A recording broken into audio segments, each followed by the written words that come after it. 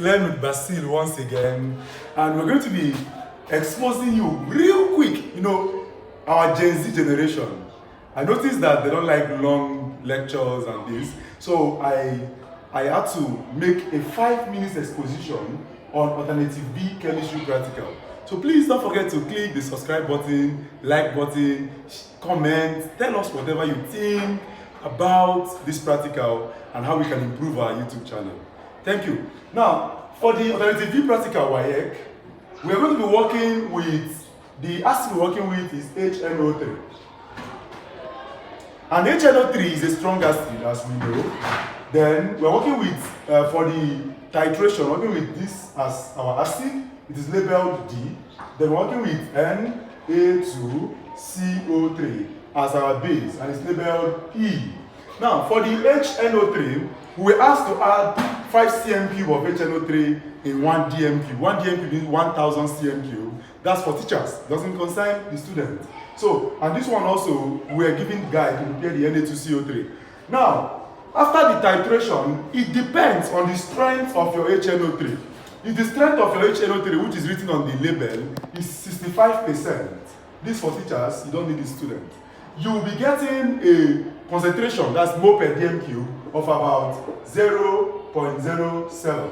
Whereas if it is 70%, getting about 0.08 mole per dm cube. Then from here, if you calculate, you can get your endpoint. Now, the endpoint will be within the range of 22 to 23. Okay? So, but I will talk about that in our next video. But let us look at the kind of questions that can come up from these substances that were given to us. As far as carbonate salt is part of what we're using for the titration, definitely they might ask us to calculate volume of CO2 liberated. Volume of CO2 liberated. Since CO2, anytime you add acid to Na2CO3, it gives out what? CO2 gas. So then ask us to add to calculate the volume of CO2 or even the mass of CO2, as the case might be. Then they can also ask us to find water of crystallization, because this salt is always hydrated naturally, although we are asked to provide an anhydrous one. But since it can be hydrated, we can be asked to find the value of X if there is water of crystallization. Okay, so these are the two major areas. Then don't forget, definitely we'll be asked to find volume of D used, that's this. Then we'll be asked to find conc of A, or conc of D, or conc of E, or mass conc of any of them, mass of any of them. Then it also asks us to calculate percentage purity. So these are all the kind of questions that you expect. First, I mentioned volume of CO2. Second, I mentioned that it can ask us to find water of crystallization. It can ask us to find value of X, that's that. Then it also asks us to find percentage purity. Yeah. Then definitely, generally, all titration questions comes with finding the mass concentration or molar concentration. So take note of that. I will be teaching this extensively using 3 or 2 or 4 examples of these two kind of combination previous questions to teach you in the next video. But it's just a 5 minutes exposition. Then for the salt analysis, our salt analysis, which are number 2, contains, this is the substance that was asked for us to use. It is called ammonium carbonate. This is ammonium carbonate 4 salt. Now, in ammonium carbonate, there are 2 things that they are asking us for. Only 2. They can ask us to look for ammonia from NH4. You get ammonia from NH4 when you add a base. Two ways of getting ammonia from this salt. When you add a base, sodium hydroxide, it gives out ammonia gas. Anytime a base or alkali is added to any salt that have NH4, it gives out ammonia gas. That gas that smells like urine. Then, secondly, it can ask us to heat. When you heat this, it gives out ammonia. Even without heating, the gas is very, very unstable. So it gives out ammonia. Just by opening it down, it is already giving out ammonia. So when you just imagine when you now heat it, it gives out ammonia. So these are 2 ways of testing for this. So these are the 2 questions that come from this guy. Every salt has ions. So the ion here is NH4 plus, ammonium ion, and CO32 minus, carbonate ion. Okay, carbonate 4 ion. Okay, so and for this guy here, okay, before I move to this guy here, when ammonia is coming out, how do you know? You test with litmus paper, with blue litmus.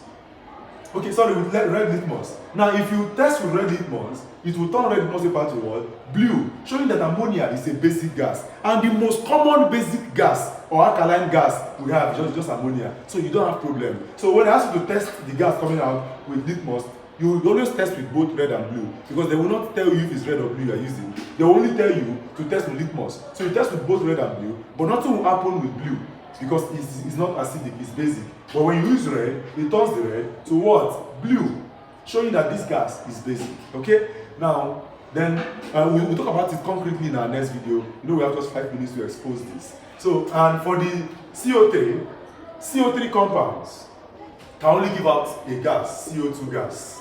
And what we use to get out this gas is any acid, HCl, any acid at all, HCl, HNO3, H2SO4, etc. Okay?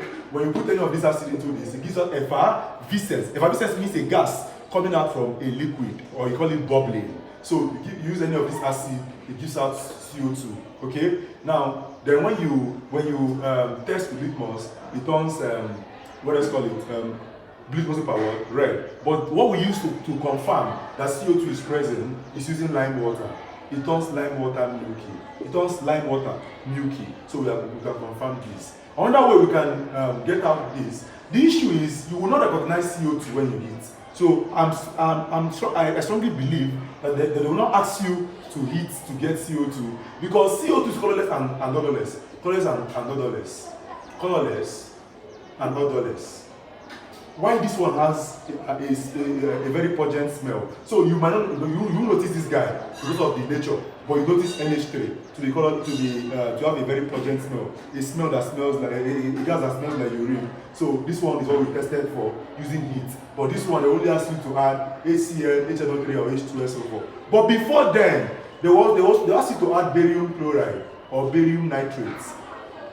When you add barium nitrates, it will give you white precipitate, showing that any of these 4 guys is present. CO3 2 minus, SO4 2 minus, SO3 2 minus, and S2 minus. Then when you ask you to add HCl to further confirm that the main suspect is this guy. This is the thief they are looking for. So you have to add any of the acid, then it gives you effervescence, then you record that the effervescence occurred, giving out colorless gas, 2 tons lime water, milky. This is the overview or exposition of the relatively B practical. Please stay on this channel. Before the exam, I would make a video solving different questions on both question 1 and question 2. Thank you very much. Have a wonderful day. See you in our next video.